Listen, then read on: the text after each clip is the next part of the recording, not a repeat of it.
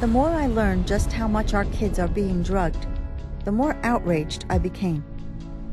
But I was truly horrified at the extent of psychiatric drugging that is forced on children who don't even have a parent to protect them.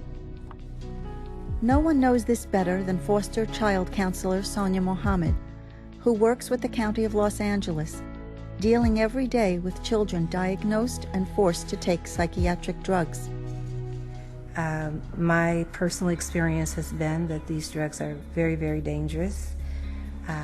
We don't see any evidence of them doing or accomplishing the things that the parents are being told that they're supposed to accomplish. And unfortunately, there are many stories like yours, which is so unfortunate. My heart is with you and your family that you had to experience this, because no one is really listening to any type of alternative conversation regarding this. It seems that foster children are much more likely to be medicated than, say, other children. Why is that? Several reasons. The main reason being is we don't have time to deal with you. That's my take on it. So what we'll do is shut you up and we'll shut you down. That's basically it. Most of the kids that are placed by the Department of Children and Family Services, they're there because they were removed from their homes because of abuse, whether it be emotional abuse, physical abuse, sexual abuse, a combination thereof. It doesn't seem to occur to the system that this kid is scared. This kid, if they are a victim already of abuse or of some form, that they already are traumatized. And so many of the kids are immediately, in some cases, referred to the local psychologist and diagnosed with something. And then as a consequence, then the drugs are recommended. What I have mentioned to some people before is that I have been in homes where I saw the kids' files piled up in a worker's arms, the files taken to the local psychiatrist. The psychiatrist write a diagnosis, write prescriptions, and they've never even seen the child. Based on what they've read in a file? Based on absolutely nothing, because there was nothing but the manager's or whomever case worker's word that this kid is acting out. So we don't even really sometimes have anything in writing other than they're not cooperating with the program, they're crying too much at night, they refuse to go to school in the morning, and that sort of thing. Just verbal information, not even any notes that the psychiatrist can actually follow. What type of diagnosis are they giving? Are they calling them ADHD? Well, always ADHD. Everybody is ADHD. That's the beginning one. And then bipolar, and then manic depressive. For foster kids, it's disastrous because many of them, they're bouncing from home to home, school to school, and they're not learning. And so, of course, they're learning disordered, and all of them are emotionally disturbed, and all of them are ADHD. And I would probably say in Los Angeles County alone, we have probably about 50,000 kids in the system. And I would be willing to say... In the foster care system? Yes, in Los Angeles County alone. We're not talking Orange County, any of the counties up north. What percentage of those do you think are on drugs? I would be willing to say from experience well over, somewhere between 50% and 75%. It's astounding. Thank you so much for everything.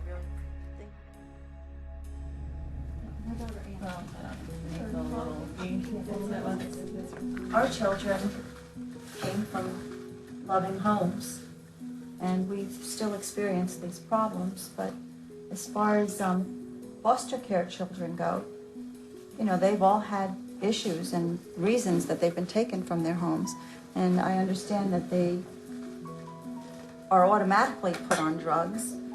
Certainly they have to go through psychiatric evaluations, so you know, you have experience with that. Right, yeah, actually I remember seeing a study that children in foster care are 3 times more likely to be on a psychiatric medication than other children who were on Medicaid. The foster parents don't know.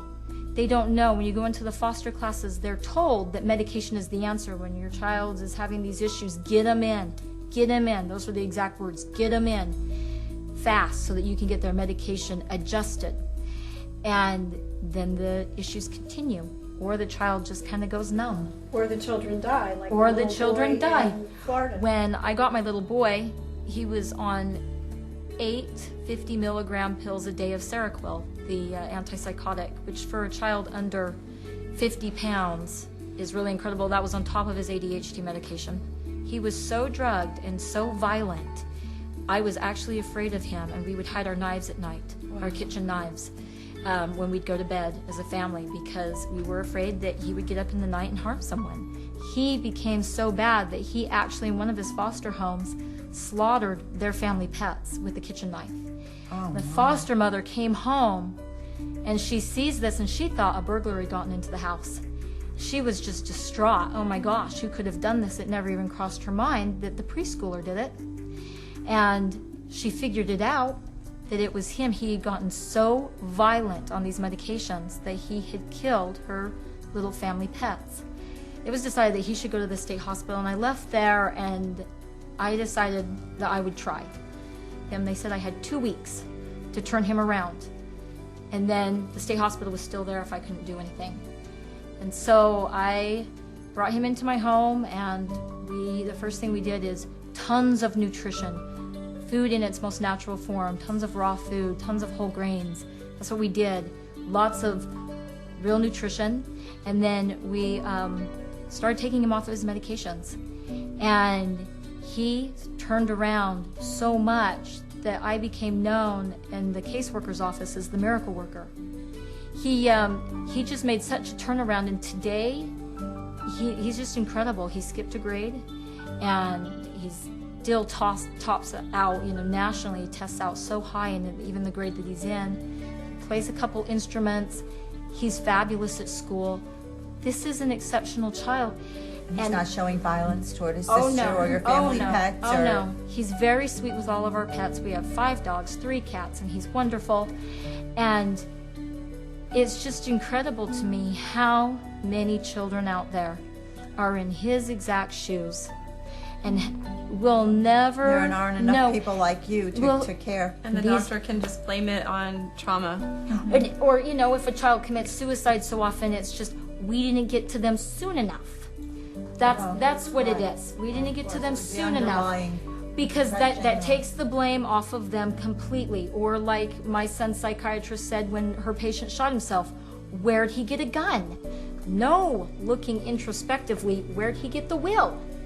So it's just somebody else's fault. It's never the medications that I prescribed. Or like it was an everyday occurrence, and I was just sitting there flabbergasted and thinking to myself when she said, when she was finally, it said that he was okay to come off all his medications, and with his Seroquel, she said, wow, I am just so glad to see that he can still imagine and play, because so many children who are on this medication for any length of time lose that ability to play anymore. And I was just shocked and thought, how do you sleep at night? I can't imagine taking somebody's creative ability from them. What could possibly be worse than making somebody into someone who they're permanently Like a scarred? zombie. Yes, they're a permanent zombie. What could be worse than that? Tell me a disease that you would rather have than that. The situation with foster care is truly horrible.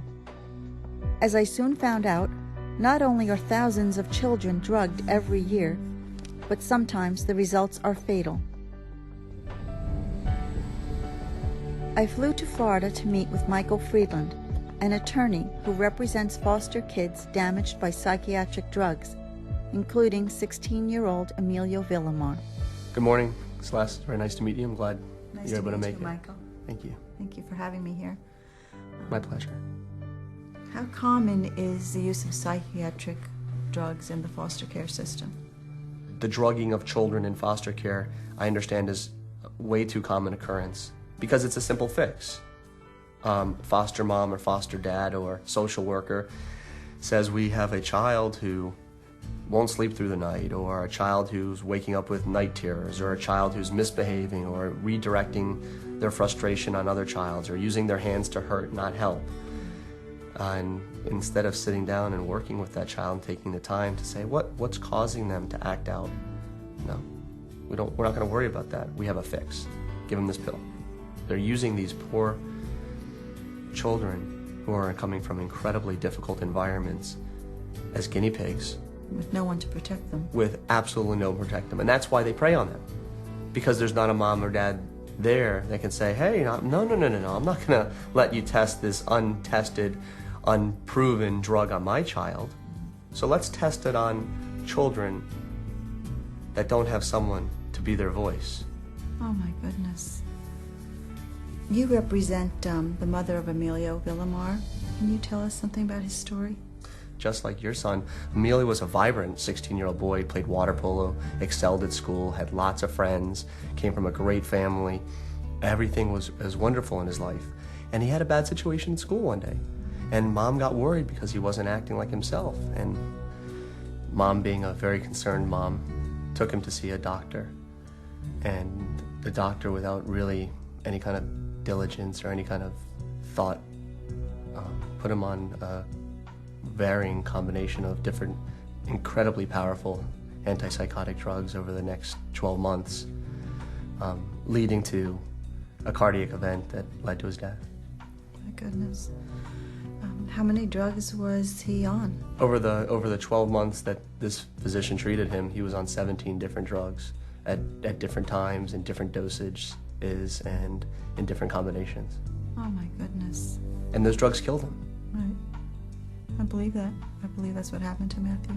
Not knowing all the facts of Matthew's story, there's no question in my mind that the drugs played a role. I mean, these drugs are dangerous. They're dangerous for adults, let alone children. And they're being prescribed recklessly, they're being administered recklessly, they're being promoted even more recklessly. Michael, thank you so much for what you're doing and for letting me come in here and speak with you today. It's my pleasure. Again, sorry for what you had to go through. I can only hope that what you're doing saves other families from having to go through that same tragedy. I hope so.